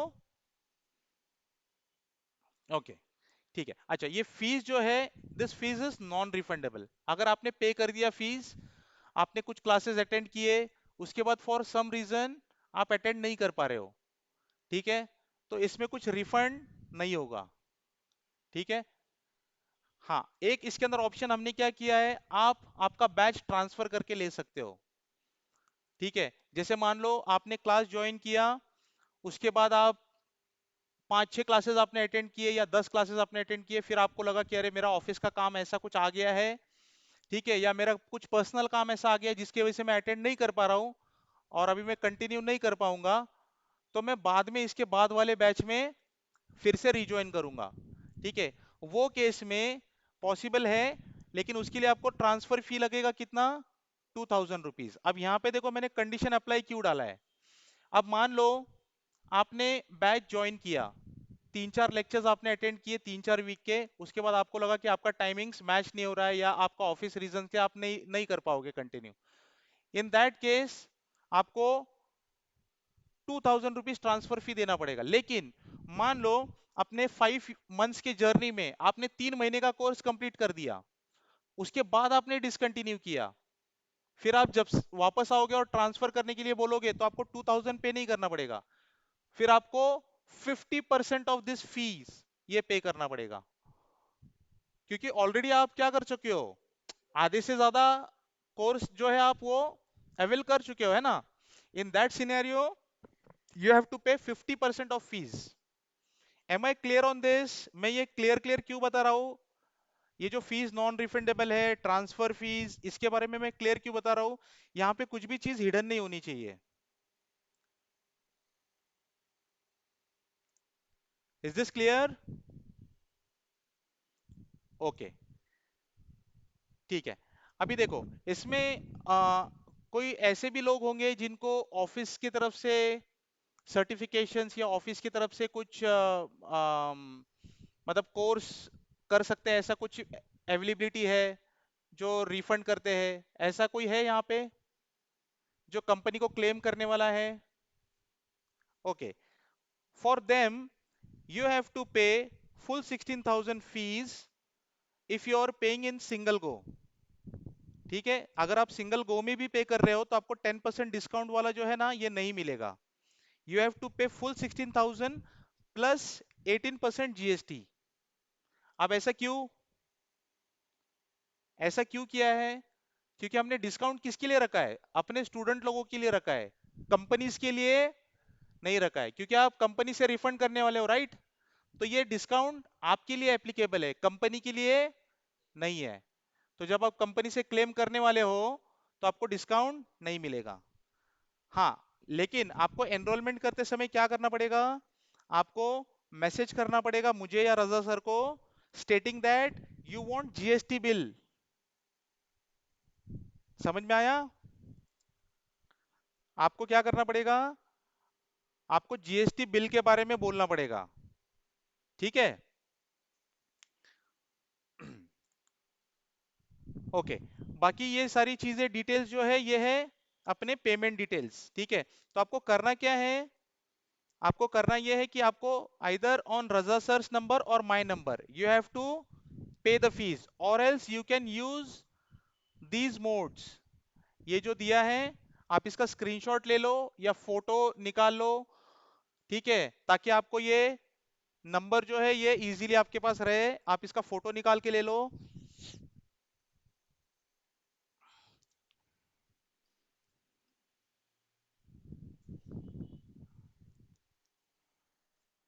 हाँ पूछिए।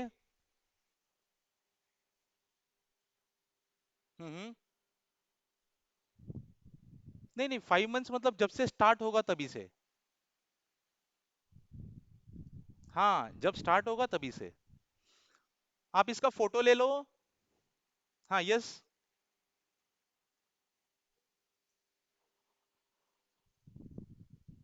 ओके,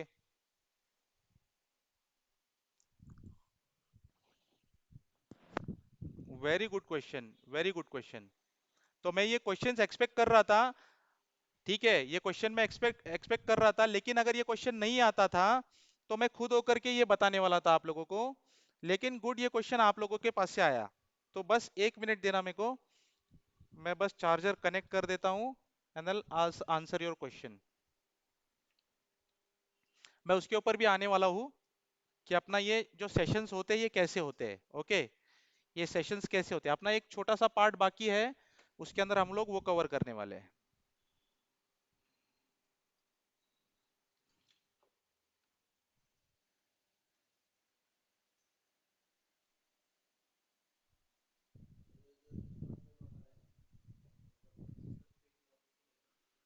अच्छा, 1 मिनट, एक एक करके आंसर करेंगे हम।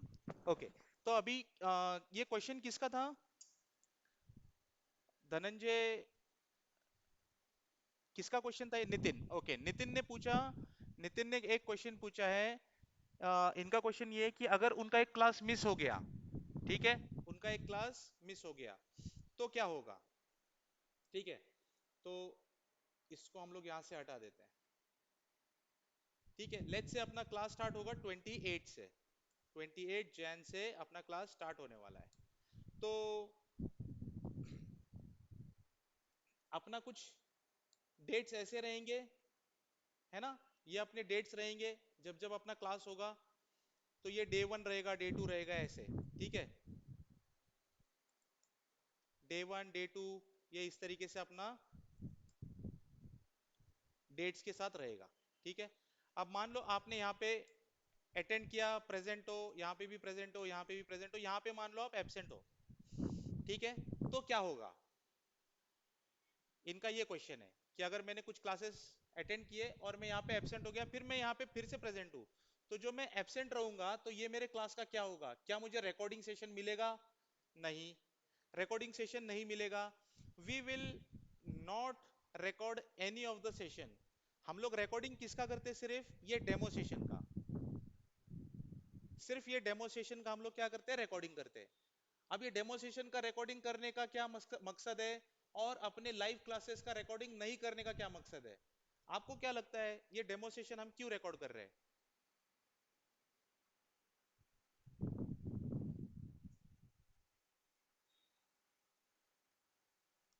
ओके, ये एक्सप्लेन किए, ये तो एक ठीक है, ये एक पार्ट है। लेकिन देखो क्या होता है पता है, जब हम लोग डेमोस्ट्रेशन की बात करते हैं ना, तो लोग क्या करते हैं पता है, डेमोस्ट्रेशन है, चल मैं नेक्स्ट वाला अटेंड कर लूंगा। होता है ऐसा, है ना। आपने प्लान किया कि आपको क्लास ज्वाइन करना है, आप सुबह से लेकर दोपहर तक फुल जोश में रहते हो, फिर लास्ट के हाफ एन आवर पे आप बोलते हो अरे यार अभी खाना खा लिया दोपहर में 1 बजे, 2 बजे डेमो, नींद आएगा, चलो जाने दो, मैं नेक्स्ट वाला डेमो सेशन अटेंड करता हूँ। या कुछ पर्सनल रीजन से कोई डेमो सेशन अटेंड नहीं कर पाए, ठीक है। तो हम लोग ये डेमो सेशन जो है ये इसको यूट्यूब के ऊपर डालते हैं, ताकि जो लोगों ने डेमो सेशन अटेंड नहीं किया है वो लोग भी ये देख सकते हैं। Is this clear? दूसरी चीज, लाइव सेशंस हम लोग क्यों नहीं करते रिकॉर्ड? आप लोगों को क्या लगता है, what would be the reason? क्या रीजन हो सकता है कि हम लोग लाइव सेशंस रिकॉर्ड नहीं करते? It can be misuse, correct, one of the reason, it can be misuse. और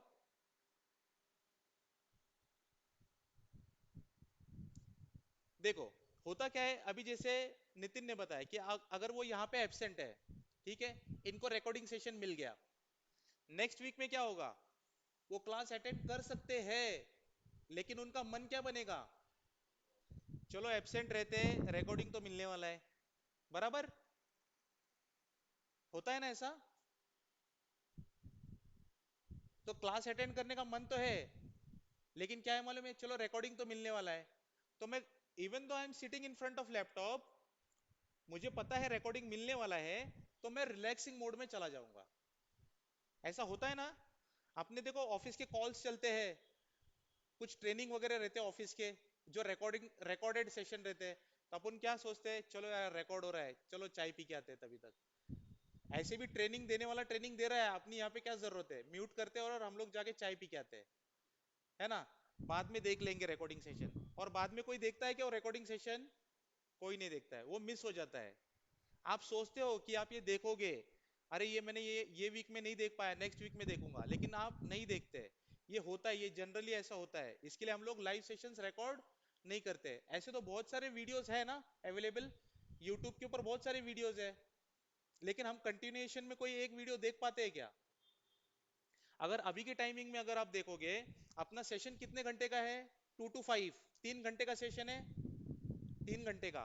पहले मूवीज कितने घंटे के बनती थी, 3 घंटे की बनती थी, अभी कितने घंटे की बनती है, 1 से 1.5 घंटे की। बहुत से बहुत बड़ी मूवी बन गई तो 2 घंटे की, उससे बड़ी मूवी बन रही है, क्यों नहीं बन रही है? क्योंकि इतना देर बैठने के लिए लोगों के पास टाइम ही नहीं है,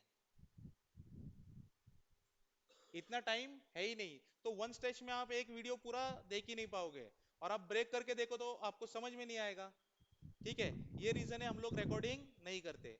हम लोग एनकरेज करते हैं कि सारे लोग लाइव क्लास के अंदर आके बैठे या ऑनलाइन कनेक्ट करें, और जो भी चीजें हम सिखा रहे हैं वो सीखे, ये रीजन है।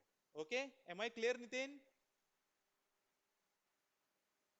और आपका एक लास्ट क्वेश्चन जो है उसका आंसर मेरा मेरा देना बाकी है कि अगर मैं एब्सेंट रह गया तो मेरा क्या होगा वो दिन का। तो वो मैं आपको बता देता हूं। जैसे अभी देखो डे 1 हो गया, आप आ गए यहाँ पे आप एब्सेंट हो। तो हमारा पैटर्न क्या है पता है? जैसे डे 1 के ऊपर हमने मान लो ले लिए 1 to 5 एग्जाम्पल्स। कितने एग्जाम्पल सीखा है हमने? 1 to 5 एग्जाम्पल्स। फिर जब हमारा डे 2 होगा, डे 2, तो डे 2 में हम लोग क्या करते हैं? पहले हम लोग 1 to 5 एग्जाम्पल्स जो है इसका करते हैं रिवीजन। क्या करते हैं? Revision. Then we will start with new examples.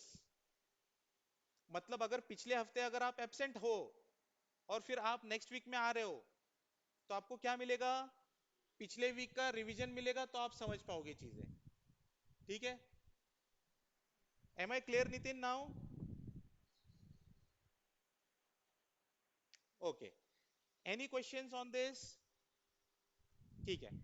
अच्छा, अभी क्योंकि हम अटेंडेंस की बात कर रहे हैं तो मैं एक और क्लियर बात बताना चाहता हूं यहाँ पे। अपने अटेंडेंस का क्राइटेरिया जो है वो कुछ इस तरीके से है कि अपने पास दो चीजें हैं अटेंडेंस से रिलेटेड।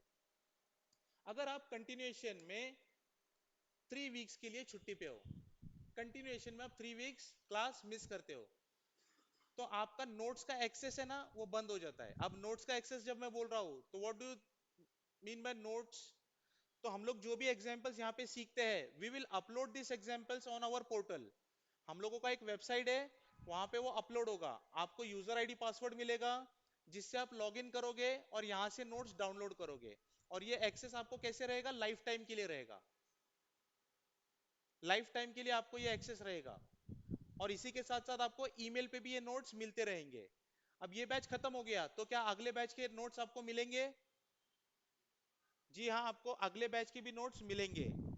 इसके बाद जो भी पावर बीआई के बैचेस चलेंगे सबके नोट्स आपको मिलेंगे। क्यों मिलेंगे? क्योंकि जो भी अपग्रेडेड चीजें रहेंगी, जो भी नई नई चीजें आएंगी। क्योंकि ऐसा नहीं है ये कोर्स कंटेंट हम लोगों ने बनाया और यही कोर्स कंटेंट चलेगा। जैसे कुछ नई चीज आती है इंप्लीमेंट होती है, पुरानी चीज होती है उसको निकाल देते हैं। तो ऐसे चेंजेस होते जाते हैं ना कोर्स में। तो वो अपडेटेड चीजें आप तक पहुंचती रहे हमेशा के लिए। अगर आपको नहीं चाहिए तो आप रिस्पॉन्ड कर सकते हो स्टॉप माई ईमेल्स। ठीक है? जब तक आप वो नहीं करोगे आपको ईमेल्स आते रहेंगे फ्यूचर में। इसके बाद वाले बैच के भी जितने भी बैच चलते रहेंगे उसके ईमेल्स आपको आते रहेंगे। ठीक है? तो अपग्रेडेड चीजें आपके पास पहुंचती रहेंगी। तो अटेंडेंस के सिलसिले से मैं बता रहा था कि अगर आप कंटिन्यूएशन में 3 वीक्स के लिए अगर छुट्टी पे हो तो आपका नोट्स का एक्सेस चला जाता है। ठीक है?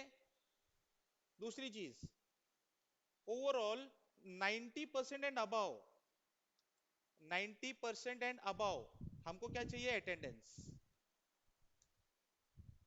क्यों चाहिए? क्यों चाहिए 90% and above attendance? To get a completion letter, to get a completion letter और लेटर ऑफ कंप्लीशन। जैसे आपका कोर्स खत्म हो जाएगा आपको क्या मिलेगा? लेटर ऑफ कंप्लीशन मिलेगा। ओके? तो उसके लिए क्राइटेरिया क्या है? 90% एंड अबाव। यस।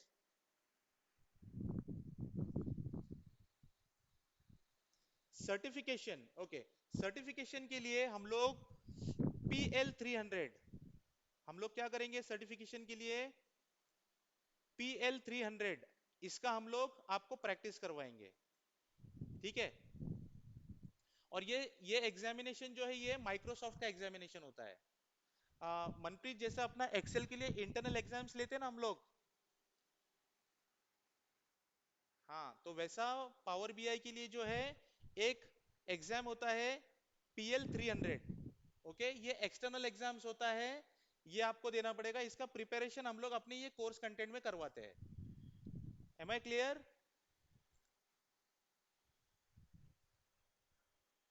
ये एग्जामिनेशन का नाम है। तो अगर आप गूगल सर्च करोगे PL 300 तो आपको इसका डिटेल मिलेगा। और इसका फीस के अंदर ये एग्जामिनेशन का जो चार्जेस रहेगा ये अपने फीस में इंक्लूडेड नहीं है। इसके लिए आपको सेपरेट पे करना पड़ेगा। और ये हमको पे करना नहीं पड़ेगा आपको। जब भी आप एग्जामिनेशन दोगे, या तो आप घर पे बैठ के इसका एग्जाम दे सकते हो, या किसी एग्जाम सेंटर पे जाके इसका एग्जाम दे सकते हो। So approximate fees currently it is going around 4,800 और 5,000 में भी, प्लस जीएसटी ऐसा कुछ रहेगा। These are the recent rates what I have gone through.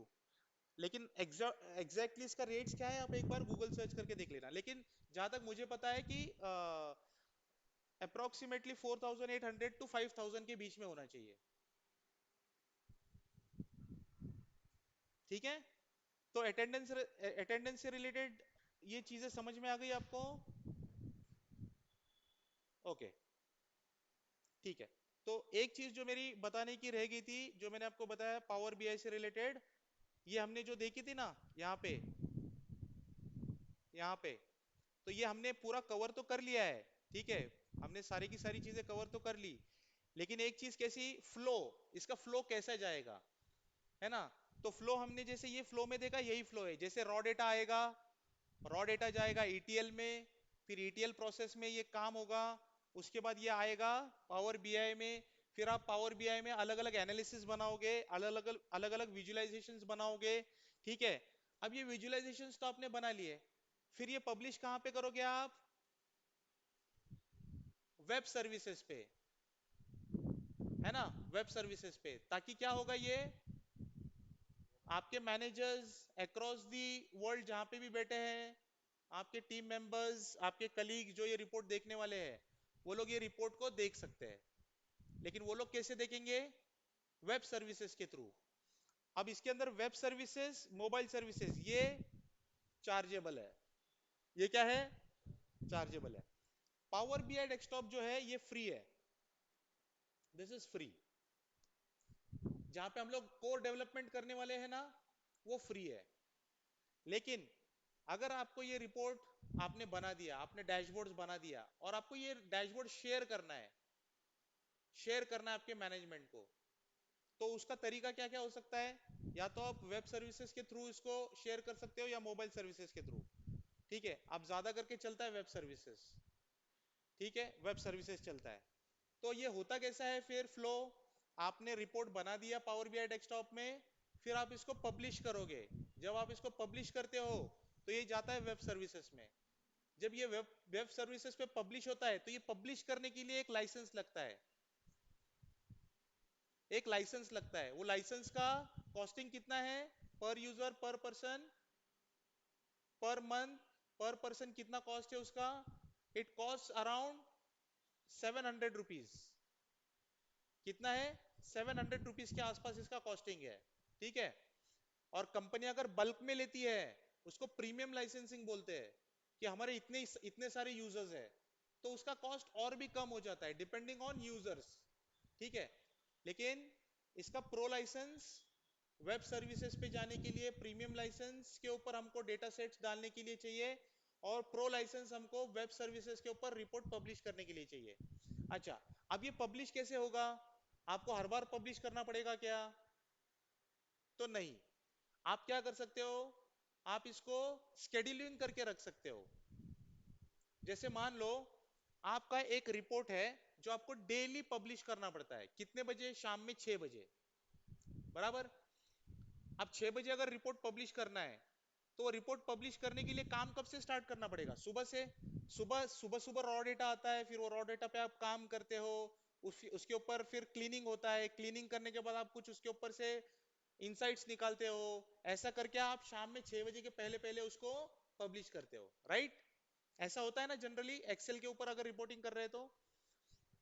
Power BI के अंदर अगर आपने एक बार रिपोर्ट बना के रख दिया, और उसके अंदर शेड्यूलिंग करके रख दिया, दैट्स इट। आपको करना क्या है फिर? सिर्फ जो रॉ डेटा का क्लेंजिंग का जो काम है ना, जो पूरा पावर बीआई में सेट करके रख दिया है, आपको सिर्फ वो रॉ डेटा की फाइल डाल के रखनी है। जैसे उसका वो टाइम होगा, 6 बजे अगर उसका रिपोर्ट पब्लिश करने का टाइम है और आपने शेड्यूल करके रखा है 6 बजे, तो वो 6 बजे ऑटोमेटिकली जाकर के वो डेटा, जो सोर्स डेटा रहेगा उसको कनेक्ट करेगा, उस पे से जाके वो डेटा बनाएगा, उसको रिफ्रेश करेगा और पब्लिश कर देगा। वो सब अपने आप हो जाएगा।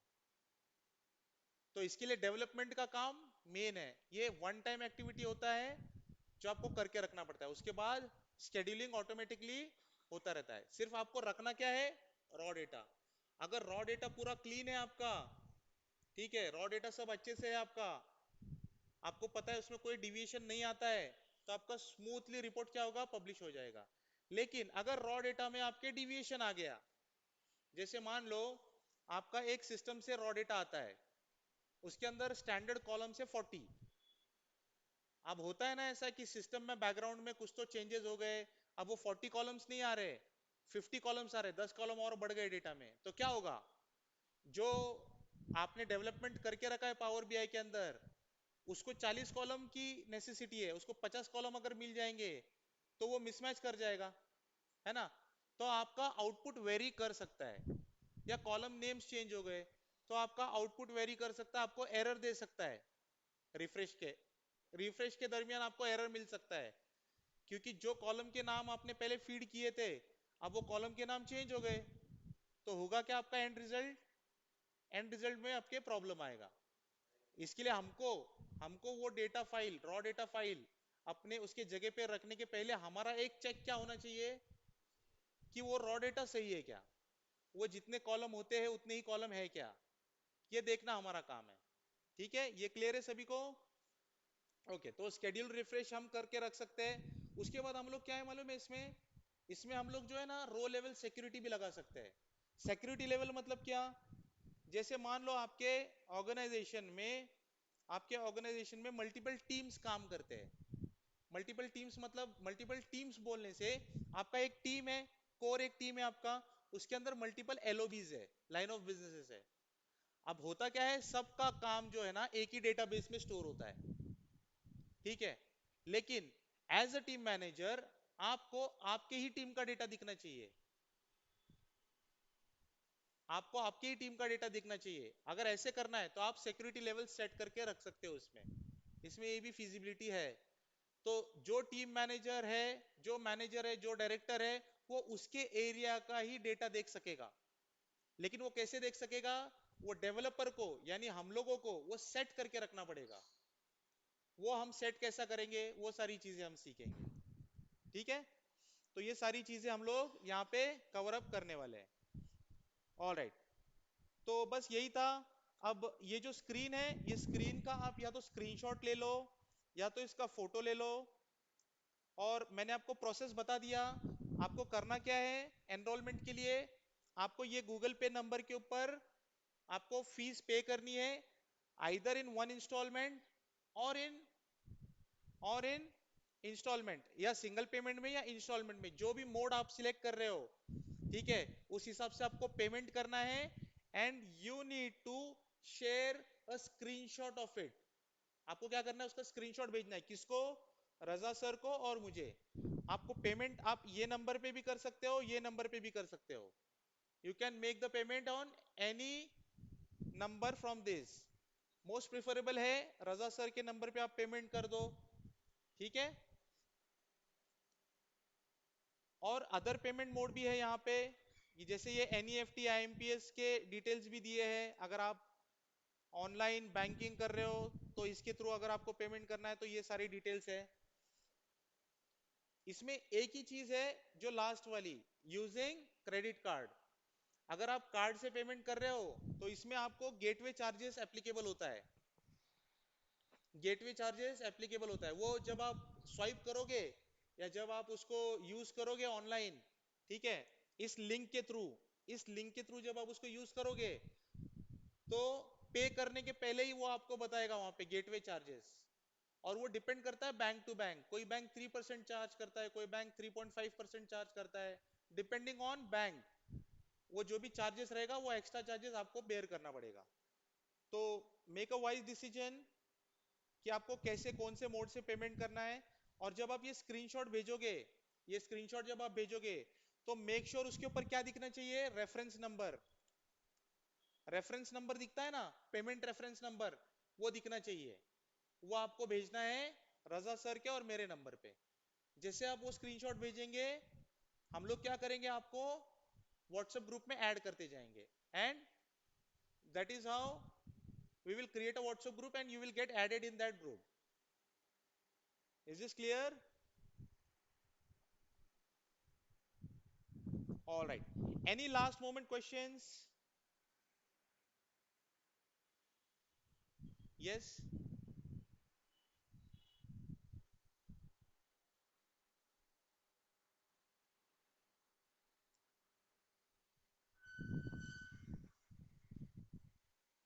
we will we will download it here itself in class.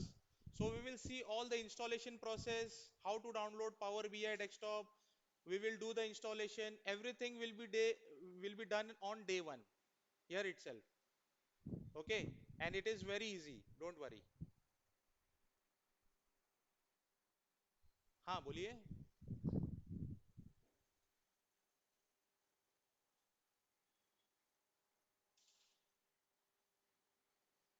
Portion कितना कितना है? मैं परसेंटेज वाइज तो नहीं बता सकूंगा, लेकिन हम लोग अप्रोक्सीमेट हम लोग जो है ना, अराउंड 120 या 130 एग्जाम्पल्स के आसपास कुछ एग्जाम्पल्स कवर करते हैं. ठीक है. जिसके अंदर डैक्स तो मल्टीपल टाइम्स डैक्स तुमको देखने मिलेगा, विजुअलाइजेशन देखने मिलेंगे, और पूरा काम जो होता है ये पावर क्वेरी में ही होता है.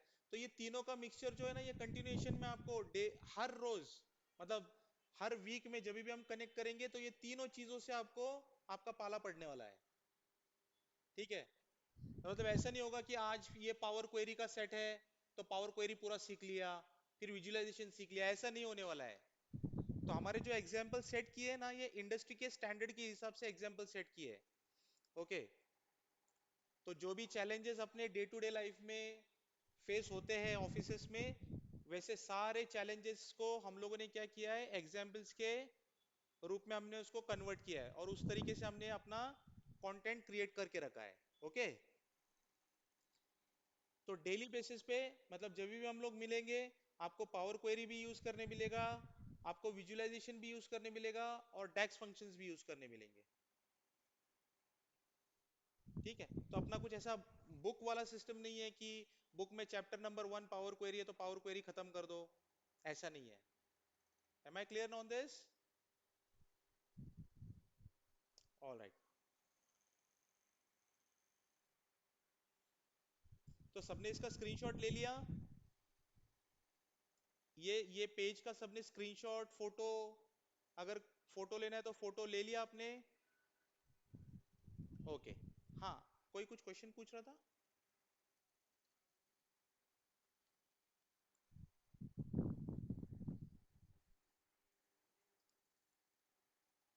सारी डिटेल्स अपने व्हाट्सएप ग्रुप पे शेयर होती है.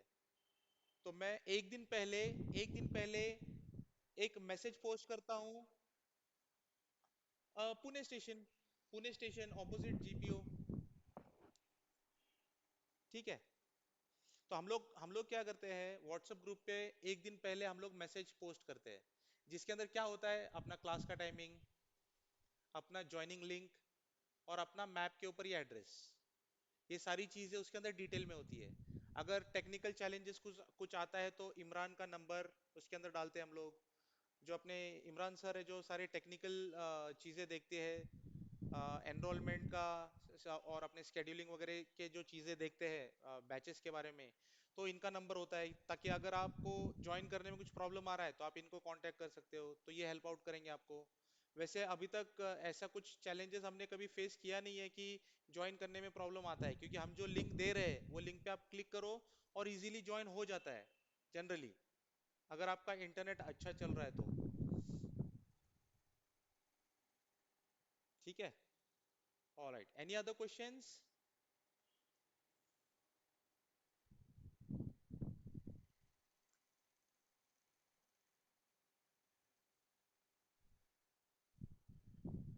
Alright then.